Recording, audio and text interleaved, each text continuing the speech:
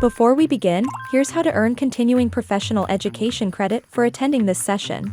Gain valuable insights by attending the podcast, then complete the assessment test to download your certificate. To do this, follow these simple steps. Click on the link in your description to access the session. Create a free account and attend the podcast. After the podcast, take the assessment test and download your certificate. It's easy, and it's free. We highly recommend checking out our subscription.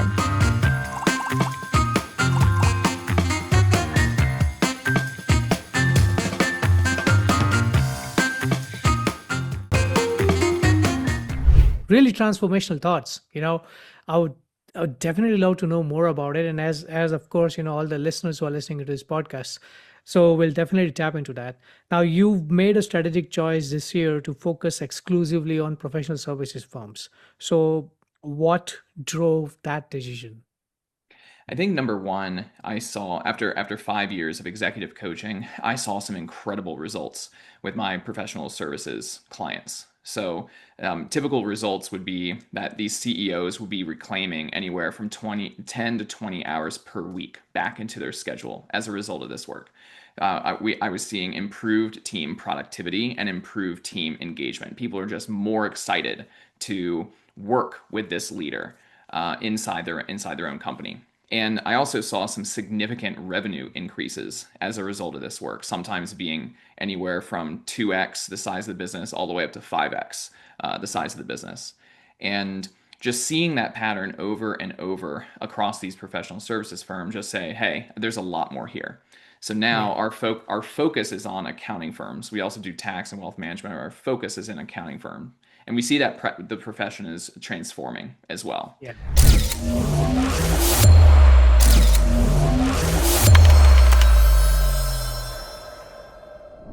Hello, everyone, and welcome back to We're Trying to Figure Out. And today, we're trying to figure out why so many professional services firms are on the edge of burnout and what to do about it. Whether you're running an accounting firm, a wealth advisory business, or a fast-growing consulting shop, you probably felt the pressure. Too many demands, not enough time, and a team that's stretched way too thin. My guest today is Damiano, and he's someone who knows how to help firms stop spinning their wheels. He's the founder of Humans at Scale, and his work focuses on solving operational, talent, and leadership bottlenecks, especially in firms like yours. So Chase, welcome to the show. Thank you. Thanks for having me, Saul. I'm really happy to be here today. Absolutely. Now let's rewind a bit. You had a fascinating path from consulting at Accenture to launching a coffee business and now coaching firm leaders. So walk us through that evaluation, that entire evolution. Sure. So yeah, I started my career in consulting, and I got an opportunity to work in emerging technology and innovation. This was back in where natural language processing and sentiment analysis was really being used to help understand people at scale from a digital standpoint. So we would comb through things like social media analysis or voice of the employee, very large data sets for large clients. And it was really interesting to see because it got me thinking about how people, our behaviors, our moods, like how we're showing up in the day, can really affect their own experience, but also the experience happening inside the workplace. Right. I ended up stepping out of Accenture in order to join a friend to spin up Commonwealth Joe Coffee Roasters, which ended up being the largest distributor of nitro cold brew coffee in North America. And so if you've ever been into a co-working space or an office with a cold brew coffee on tap coming out of a kegerator, that was our brand. Nice. And it was a very challenging business, a very rewarding business. And we were flying by the seat of our pants and just doing whatever it takes to say yes, to experiment, to learn, and it ended up growing into the successful business. Nice. I stepped out of that business in 2019 and Right. was really trying to understand, okay, what's my next path? What do I want to do next? And I kept coming back to this idea of serving other entrepreneurs. I consider entrepreneurs, CEOs, my people. And no one really gets business owners like other business owners. There's a Yeah. language that we use, a way that we show up, the way that we Yeah. deal with the pressures even outside of work, our investors, our families, ourselves, our relationships. That there's a lot of space there to be supportive to these business owners. So I dove into coaching and consulting and started Human at Scale.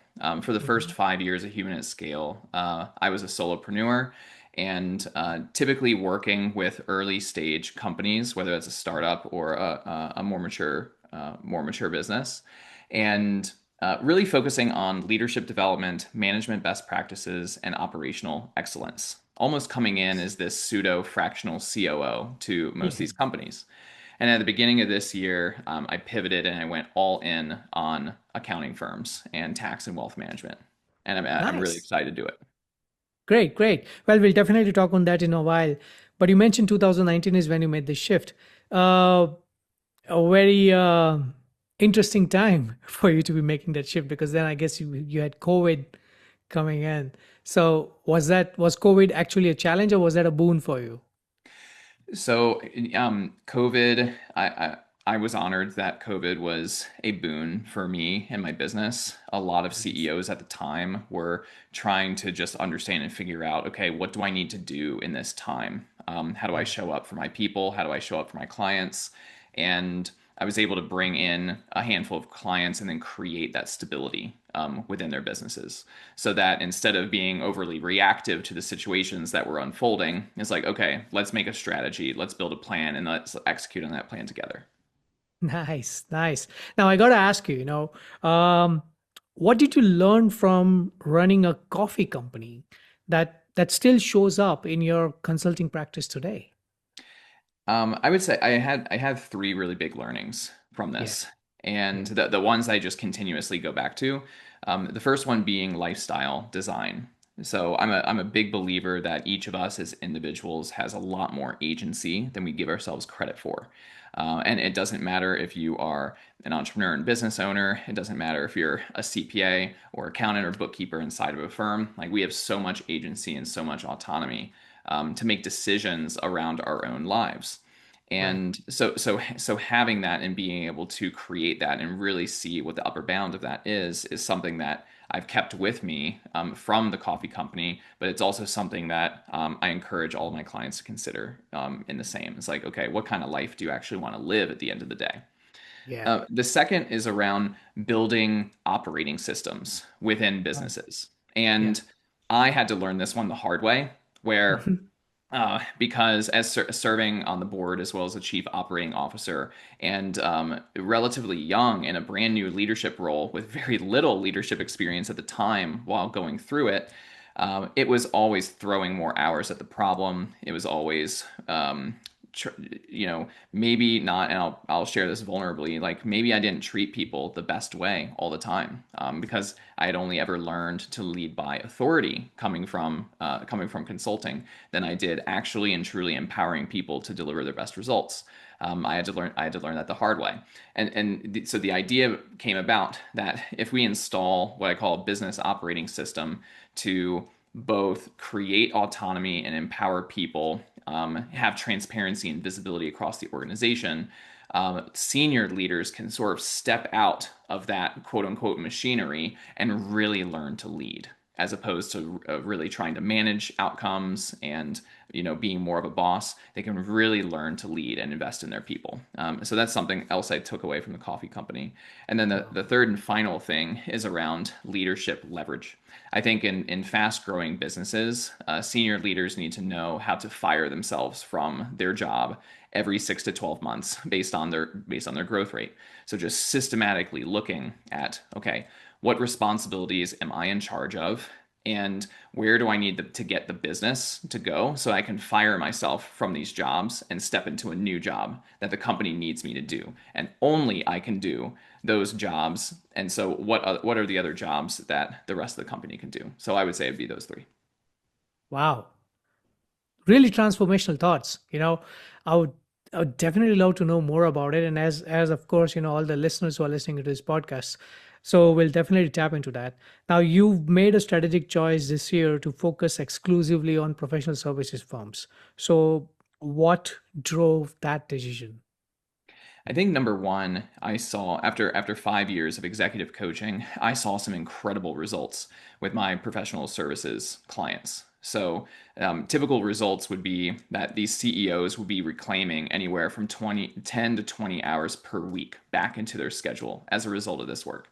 I was seeing improved team productivity and improved team engagement. People are just more excited to work with this leader inside their own company. And I also saw some significant revenue increases as a result of this work, sometimes being anywhere from 2x the size of the business all the way up to 5x the size of the business. And just seeing that pattern over and over across these professional services firms, just say, hey, there's a lot more here. So now Yeah. our focus is on accounting firms. We also do tax and wealth management. Our focus is in accounting firm, and we see that the profession is transforming as well. Yeah. Yeah. It's all about right now. It's a world of private equity. It's a world of a reduced number of CPAs coming into the workforce. It's offshoring. It's AI, and all of this is creating this landscape that is ripe for transformation. Increasing complexity, more change is happening, which means that we can step in and create that stability to help navigate them through that change. Wow. Wow. I mean, look, accounting firms, wealth managers, and all this, I call them what we call the brain power economy, right? And like you rightly said, there's a very, there's a uniqueness in this niche that you've chosen. But now that and when you were going through this entire process, you must have come across some challenges that you see are like the most common that you see across these businesses. So if I were to ask you, what are the most common challenges you see across these businesses, what would they be? So I would say that the number one that I see, and why these firms are asking for help, these CEOs are asking for help, is that there's a bottleneck. Now, Okay. that bottleneck might occur within themselves. They are the bottleneck, or it could be happening with a senior leader on the team or someone else in the organization where Right. they're probably really exceptional at their work. Yeah. And but at maybe unconsciously or accidentally, they've created a world in which they're sort of trapped inside this, again, this machinery of creating the output of the organization. And that trappedness is actually causing worse client results or worse team performance. But sometimes that individual can't quite figure out why. And so I call that a bottleneck. It means that this person can't leave the company. There's key person risk. They can't take time off because they literally are required to effectively run the engine. So I see that all the time. Uh, Wow. I also see ineffective meetings. I think, a lot of us have lived virtually for a while, and, we've all been a part of really poorly run meetings. And I think that there's almost a profession of running a meeting, like facilitating a well organized meeting, start on time, end on time, great agenda, great facilitation, able to dig into certain points. And when I step into organizations and see this, I see just meetings are run very ineffectively.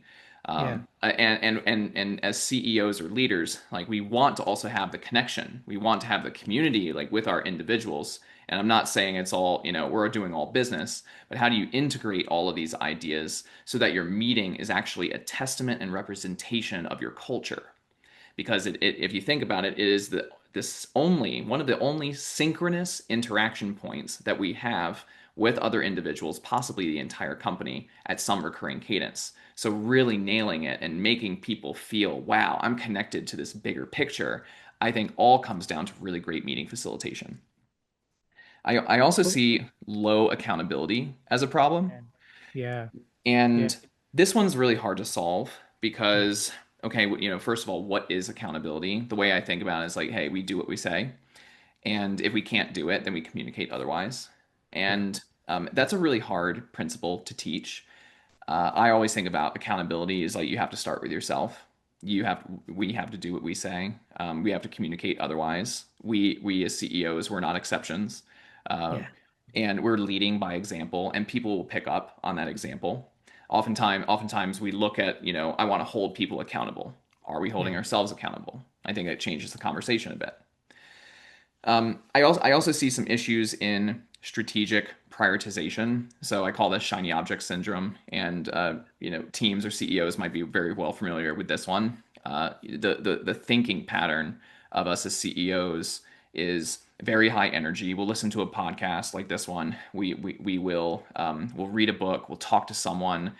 Maybe we'll get this information, and that stimulates thinking. It stimulates new ideas. Okay, I'm figuring it out. It's like, okay, I think that sounds right. We go with our gut. Meanwhile, we go to our team. Hey, I have this new idea. Let's do it. The speed of thought is very, very fast. The speed Yeah. of execution is very, very slow. I think that's changing with AI. But all that being said, is like when we're trying to integrate these ideas into the hearts and minds of our team, it tends to take more time than CEOs like. And so what ends up happening is shiny object syndrome. It's like, okay, here's a ton of ideas that I'm sharing with the team, and I want change to happen, but the team can't quite do it because Yeah. they're more moving at the speed of a freight train. They're trying to lay rails and railroad tracks and create this momentum as a single organization, and it often conflicts with CEO ideation. Uh, Wow. Wow. and then last but not least, other the last operational challenge that I think of is inconsistent client results. So when I think about this one, is if we look at all of our clients as a portfolio of clients, are we really understanding what business value we are creating? So, as an example, one tax advisory firm that we're working with, the value that it is creating is incredible tax savings opportunities, and we want to make sure that that number is much more positive and higher than the price that they're paying for those services. That's thinking about what business value are we creating for our clients. So I encourage CEOs to think more about the business value that they're creating so they can create better and more consistent results. Chase, as you are saying this, um, how should I say this? Like when you were identifying all those problems, somewhere I have also faced those problems, or I've seen those kind of people who have been facing those problems. And I couldn't thank you enough for highlighting those out today, because I think what you're doing is, like you are probably giving a master class to everybody today. You have encapsulated so many practical problems that a lot of C-suite people are facing today. So thank you. Thank you for sharing this, right? And one of the other challenges that I see that are being faced by a lot of professional services firms today is talent, because I think that's kind of like a pain point nowadays, especially with the fact that we got lesser people entering into the industry. Recruiting them, retaining them, as well as developing people in the space, that's constantly becoming a challenge. So, for all the clients that you've worked with, has that ever come across where people have reached out to you for talent? What do you think the firms are getting wrong in this space, in managing and retaining and developing people in this space? Hmm. So first of all, thank you for that kind statement. And a lot of this just comes from direct experience. Like I personally lived it, Yeah, and we know what it is. We sometimes we don't like to talk about it, yeah, because who's going to listen, and who are you going to talk to about it? yeah, I'm a huge proponent of entrepreneur and CEO community. yeah, Again, to be able to voice these sorts of things, because we're not alone. You're not alone. Whoever's listening to this and needs to hear it, you are also not alone in all of these yeah. in all of these challenges. They're so common. But Saul, to your question, you asked about talent. Um, I think a handful of things here. Um, I think the way that leaders treat their people is everything. Okay. And I'm also not saying that we can show up at our absolute best all day, every day, and sort of put on this face or put on a mask and be this superhuman in front of our team that Yeah, has endless confidence and all this ambition. We are human beings, just like everyone else. And I do believe that when we as leaders share more vulnerably with our teams, it helps humanize us, and address the power dynamic that is inherent in employer and employee relationships. I think by doing this, um, we can create better results, not just for our teams, but also for ourselves. We're opening up a little bit more, and doing this in a vulnerable manner, I think is one of the number one leadership traits out there. Do you want to earn CPE credit? Take this course of MyCPE 1 to earn free credit. Click the link in the description to get started.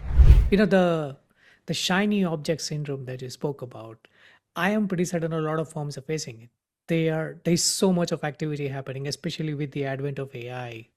Every second, every week, you're probably seeing some or the other AI product, or maybe they listen to it, they see it, they read it, and they're like, huh, this is something that I should have in the business. And they're like, hey, guys, this is what we need to do. And that's happening. And then you mentioned that, but the speed at which it is being executed is just not at par with what that thought was executed on. And what I and I think what that has also happened is, it's somewhere also dependent on the culture of the organization, because that also plays a huge role. You talked about accountability and all that. It's all are components of the culture that you build. So what does it really take to build a culture that will reduce burnout and actually foster engagement? Mm. And one thing, Saul, I do want to comment on. I'm not saying that we shouldn't test, iterate, and experiment. Yes. And that's where these ideas come from. CEOs might have this new awareness, new thing to try, and I think organizations should be nimble enough to test and rapidly iterate. Yeah. I think there can be more structure or a little more organization or experimentation that's set up so that we can clearly see, okay, here's the test, here's the experiment we ran, here's the results we got, and here's the lessons that we learned. And I think this goes into what we can do as a firm in our culture. Yeah. So I think when I think about culture, I think it starts with team safety, psychological safety. This came from a concept from Amy Edmondson out of Harvard, where psychological safety is this thing where an individual on the team is able to take an interpersonal risk, like the risk is on them. And by taking that risk, and if they fail, they're not going to be chastised for it. They actually might be celebrated for it because they're taking that chance and stretching themselves. So a team has to be able to feel comfortable failing in front of each other, because that's the spirit of experimentation. We're gonna fail. We're gonna fail upward, and we're gonna learn from it, and we're gonna stretch ourselves. But we're inevitably going to fail at certain things. So the team needs to feel safe to do that. If you're able to feel safe, then you're able to create this learning culture. What's a learning culture? Again, as I was saying before, we can test, we can experiment, we can then fail, we can learn from it, and then iterate and try again, and allowing that to be okay. I mean, imagine a culture if we're trying to experiment and learn things. Hey, it didn't work out, you're fired. Yeah. What kind of message does that communicate to the rest of the company about making an attempt, stretching True. yourself, doing True. things above and beyond is only possible by taking risks. Yeah, yeah. Or it could also be that, well, you tried it, great, but then because of that, X amount of hours were not contributed to that thing that you were supposed to do, and make up for it. I don't know, work weekends, work 10 hours, 12 hours would make up for it. And that's a recipe for disaster. Right. And it's creating an incentive. Okay, I just won't do that again. Yeah, Okay, just tell me what to do. What do you want me to do? yeah, And when yeah, you have a culture like that, it puts pressure on senior leadership and CEOs to go figure that out for them. yeah, And so it yeah, centralizes cognition in the organization to the top. But in yeah. reality, if we want to unlock performance, we need to decentralize cognition and allow decision making to go to everyone within the organization, especially those working directly with customers. Perfect. Perfect. Now we're going to talk about strategy, because that's something that you're really heavy about. You talk a lot about holistic operational strategy, right? So what does that mean? And what's your typical engagement model look like when you start working with a firm? So when I think about holistic, I think about it's not just the work. it is also the people inside. Again, Okay. we are human beings, Yeah. and human beings have emotions, and we Yeah. have behavioral patterns, and we are Yes. bringing things into work from our personal lives, and that can affect performance. And if we don't acknowledge that, if we continue to treat humans as these, replaceable parts within a large machine and think of them as the cogs, then it's just going to continue this story of mental health and burnout issues that we're seeing in the profession. And I think Right. some of the best firm leaders out there are aware of this and have done something about it. And so that's why I mean holistic. It's looking at a cohesive strategy, not just that you can find in a P&L, but it's also in Mm-hmm. consideration of like, okay, what are we actually trying to do here? Um, Walking through our typical engagement model, that's where we start. We Yeah. start with an operations audit, and this is a diagnostic that helps us understand all of the operational challenges and bottlenecks that are happening at the firm and that are limiting growth. It's Mm-hmm. essentially sharing this story for Yeah. why is the firm the way that it is today. All Yeah. these problems are happening. All these lights are blinking. People are running around like their heads cut off. And okay, why? What is at the root cause of all of this? Like, where is it all coming from? And getting Yeah. super, super clear about that. Yeah. Then, once we're clear on the audit piece, we build an operations roadmap. And that roadmap is a series of solutions that systematically solve each of these challenges. And they're in a very specific order. That order is built on what's going to create leverage and a snowball effect to help firms achieve their targeted results. And typically, those results are okay, I want to double revenue within the next 12 months, or I eventually, I want to sell within 3 to 5 years. Maybe I just want to grow profit and get really, really profitable. It could be a number of things. But the idea is that by doing this transformation work, by tackling this first thing, it actually makes tackling the second thing easier, and then it makes tackling the third thing even easier, and then it makes the Yeah. fourth. So we have this upward momentum as the company grows and scales. Um, the the the first thing typically that we see when we do our implementations is back to this business operating system. It's installing one if you don't have one. Yeah. It's Yeah. installing a business operating system.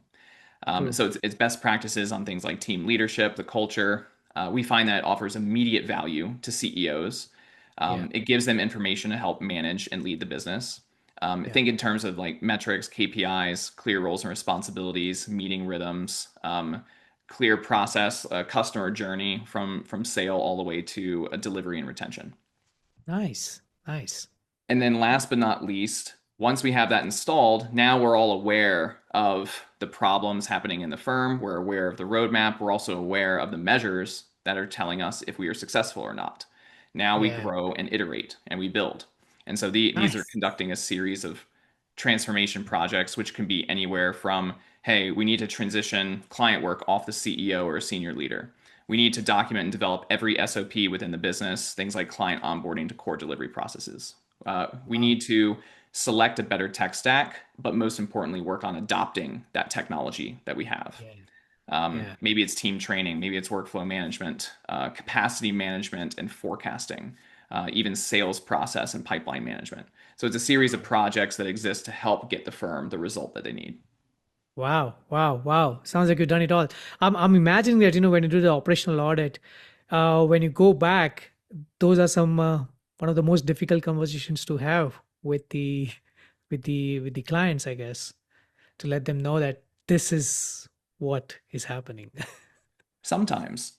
Sometimes that they are difficult. When we do our operations audit, we in most cases we talk to everyone on the senior leadership team and even some key middle management and even folks even folks that are individual contributors.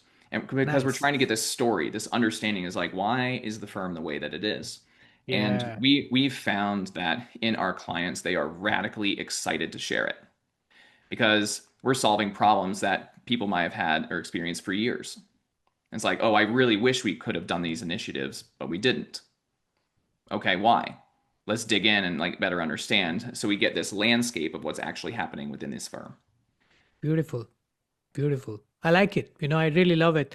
And as you're talking about it, uh, just like me, I'm pretty certain there are a lot of firm owners on this podcast, and they already started to think that, this is something that I need to get done. Especially those ideas that you gave about all the project deliverables that can be achieved out of this. I'm pretty certain there are a lot more in there, but thank you for at least highlighting those top ones out, because I think they somewhere resonate with somebody or the other. I know that it resonates with some of them in my organization. So thank you for laying that out. Now, I think when we're talking with leaders, a lot of times I think a problem is a lot of it has got to do with owners struggling with delegation. They want to help, but they don't want to give up control. Mm. So I'm sure you must have heard this a lot of times. So how do you help them manage that? Mm. Um, I think the first thing is to see the fear. It's addressing the fear of delegation. Okay. And look, all of us have done it, and all of Mm-hmm. us have had maybe some horror stories around delegation that did not go very well, and maybe Yeah. trust was broken, Mm-hmm. or maybe some mistake happened that was irreversible. And Yeah. so there's this fear around delegation, especially if we are really, really, really good at the thing that we want to delegate. Some Yeah. common fears that I hear, folks are afraid that whoever I delegate this to is going to have lower quality than I can do it, or Mm-hmm. it's going to take too much time to train them. Why would I Mm-hmm. train them on to do it? It only takes me 5 minutes. Maybe the clients won't be unhappy. I'm the one that owns the relationship, so I can't delegate this piece. Yeah. Or maybe it's a fear of too much oversight. I don't want to be a burden on them. I don't want to be a micromanager, and they're afraid that somehow they're going to become one. And Mm-hmm. then sometimes it's generally just the fear of letting go, because if I'm not doing this thing, this might be a core part of my identity. I've always done this thing. Well, Yes. who am I if I don't do this? Yes. The way, so it's addressing that fear first. Like, what is it about this one thing that makes it hard to delegate? And Yeah. then the structuring the delegation, I have 6 components for how I think about building out how to delegate. And again, the what we're trying to do is help someone get it, help someone understand and be able to actually do it. So when I Nice. think about this, I think about naming what the responsibility is, the purpose. Why is this responsibility important? What's the success criteria? Like, what does done look like? Maybe that's a measurable thing. Maybe it's a qualitative thing. What's the process to get it done? Definitely need this to put together for people that need to learn, like your more junior team members. Your more senior leaders might not need this. What decisions can you make? And what decisions do I still make with respect to this responsibility? So think in terms of like approval or feedback, or are you totally letting this go? Hey, you make the decision on this. And then Yeah. resources, like what resources can I give to you so that you're successful in this? Whether it's I could give you time, I could give you training, I can allow you to go buy your own training, I can give you a budget, I can give you other people's time, etc. And then once you get it all out, you're effectively delegating to this person. You can even ask them to write down their understanding of all those things, to just make it easier on the senior leader. So all you're trying to do is confirm their understanding. You delegate it. You then measure their progress over a period of time, check in on repeat, add it to your one-on-one agenda. And when you get results back, you're going to look at them, and there's a very high chance you might not like what you see. But remember, the goal here is to delegate it and keep it that way. Failure mode here would be taking it back, unless it's Yeah. truly, hey, I made a mistake and the outcome that I need is just not matched to the skill this person has. But I want Yeah. to challenge leaders to think as like, okay, I got these initial results. How can these results get better? What Better. coaching, Yeah. training, feedback do I need to give on Yeah. repeat? And then we iterate the entire system at the end of it. And the Nice. net Yeah. effect of all of this is that more team members will be able to work on things that you used to do. And now, instead of you being the doer, you become the reviewer or advisor. And in some cases, and hopefully in many cases, you're not involved at all. Access latest and trending CPE courses with my CPE One Unlimited Access subscription. Subscribe now. Yes. Yes. I love it. I love it. Now, when it comes to delegation, there is also something synonymous to that, because in firms, there is not clear distinction between leadership and management. They think this is the same, but it's not. We all. So I mean, like from somebody like you, I would love to hear it from you. What is the difference between leadership and management? Okay, this is a good question. And a lot of people have different takes on this based Yeah, on their own understanding. yeah, I think of I think of management as, again, it's a component of the operational machinery that is there that actually runs the firm. okay, right, And it involves the tracking, the oversight, the feedback loops. It involves the even the goal setting, the metrics around it. It's essentially this layer that shows what performance is. If you think hmm, about it, if you think about driving a car, you have the engine, you have the steering wheel, the transmission, all these different components come together. Your management, and the way I think about it, is like, okay, I'm reading the car's performance. I see the speedometer, the odometer. I see the lights coming on. I might be coming out of gas, and now I'm making decisions around, hey, how do I maximize the car performance based on what I'm seeing here? nice. Leadership is completely different. They're adjacent, but I see them as completely different. Leadership is all about vision. It's all about the spirit. Yes, It's all about what's happening internally inside us, and I think it's a deep part of the human experience. It's our ability to influence. It's our ability to get buy-in, and leadership in this vehicle example is like, where do we want to go? We yeah, have this performing car, but it's like, okay, let's point to the direction as like, let's drive to the top of this mountain because it's a beautiful view. yes, Management won't get you there. Management can only tell you how fast you're going, whether you're out of gas or not, whether you have a flat tire. And the best thing you can do with management, okay, everything's working, great, but it doesn't give you any direction. It's leadership that says, okay, hey, let's take this great thing that we built and then let's go somewhere. And so nice. that's I how I like see the it. difference between these two things. No, I like it. I like it.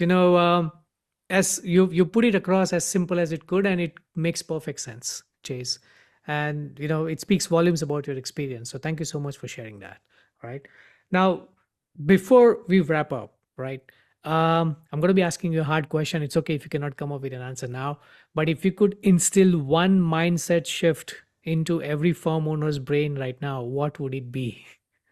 I want leaders to I want to invite leaders to really look internally and reflect inward and build deeper self-awareness. And there are many ways to do this, but we are at a time where transformation is happening all across humanity.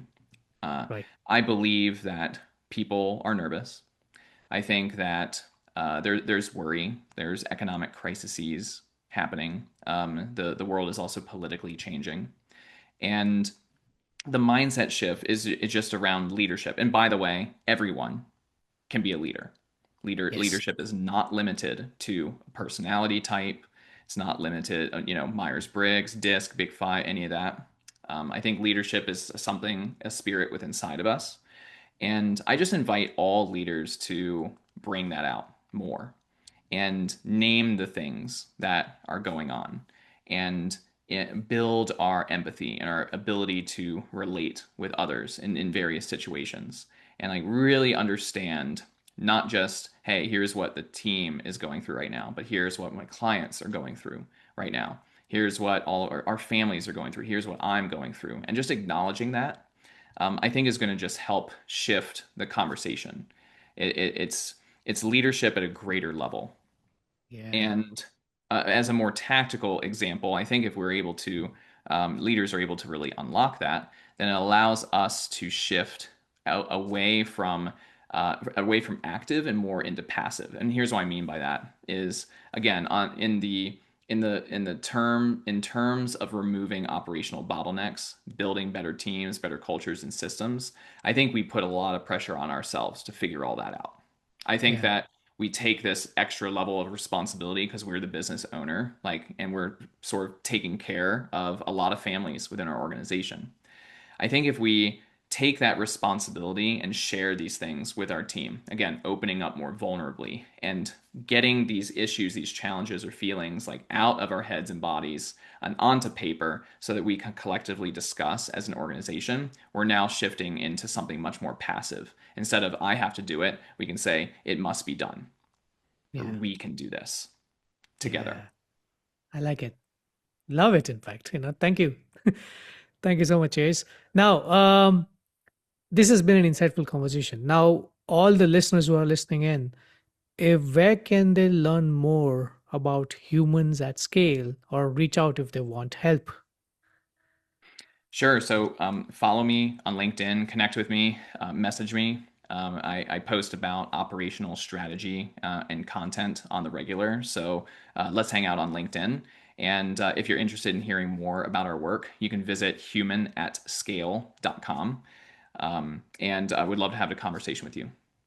All right, folks, I will have those, the Chase's LinkedIn as well as his website mentioned in the show notes. So you have a direct access to get in touch with him.